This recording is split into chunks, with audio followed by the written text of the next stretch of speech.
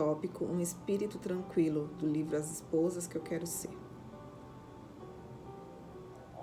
Uma mulher que tem um espírito tranquilo é aquela que entende que o coração do rei está nas mãos do Senhor e que, como um ribeiro de águas, Deus pode inclinar o seu coração para fazer o seu querer.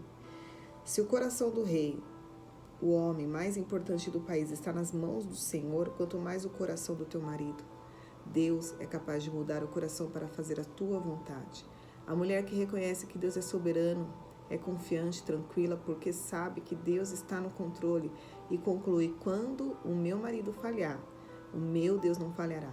Sara, a mulher que Deus escolheu para ser mãe de uma grande nação, estava no palácio para dormir com o rei. O marido dela falhou, colocando-a numa situação muito difícil, mas o Deus de Sara não falhou. A Bíblia diz que Deus não deixou o homem tocá-la. Nós lemos em 1 Pedro 3,5 que essas santas mulheres esperavam em Deus. Sara esperou muito tempo. Ela esperou muitos anos que Deus mudasse o seu marido. Esperou também muitos anos que Deus lhe mandasse o filho prometido. É muito difícil esperar. Eu creio que de todas as coisas que Deus nos pede, a mais difícil é esperar.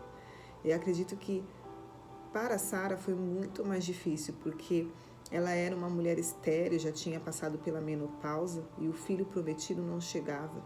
Imagino que Sara tenha pensado: eu acho que não entendi o que Deus disse, ou então ele se esqueceu de mim. Quem sabe esse filho que vai nascer não vai ser meu, mas só de Abraão.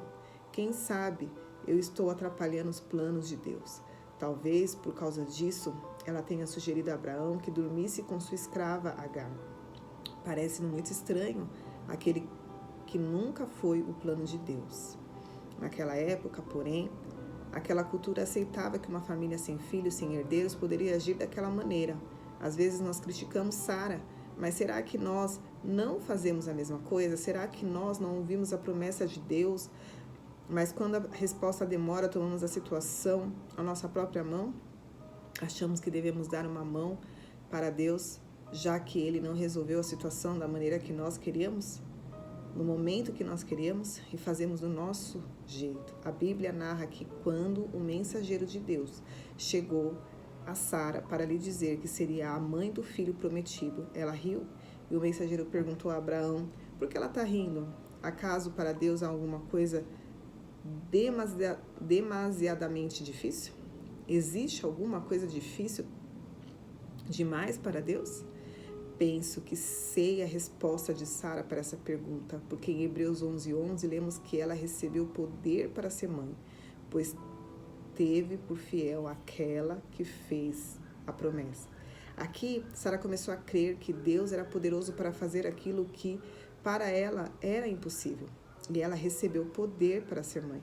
Sara aprendeu essa lição com 90 anos. Mas mesmo assim, Deus colocou o nome dela na lista dos heróis e heroínas da fé de Abraão 11.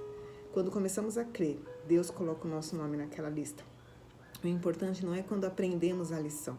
Seria bom se aprendêssemos antes dos 90, mas é o aprender que o nosso Deus é fiel e que nada é difícil demais para Ele. Eu não sei o que há na sua lista de oração. Será que você crê que é possível ganhar aquele marido incrédulo, aquele filho desviado, aquele parente difícil? Você pode crer que Deus é capaz de suprir as suas necessidades financeiras e lhe dar vitória sobre um vício ou um pecado? Existe alguma coisa difícil demais para Deus? Vimos em 1 Pedro 3,6 que nos tornamos filhas de Sara, praticando o bem e não temendo a perturbação alguma. Provérbios 31 diz que a mulher virtuosa faz bem ao seu marido e não mal por todos os dias da sua vida. Se eu pudesse dar a uma noiva prestes a casar o segredo de um casamento feliz, seria este: fazer bem e não mal ao seu marido por todos os dias da sua vida.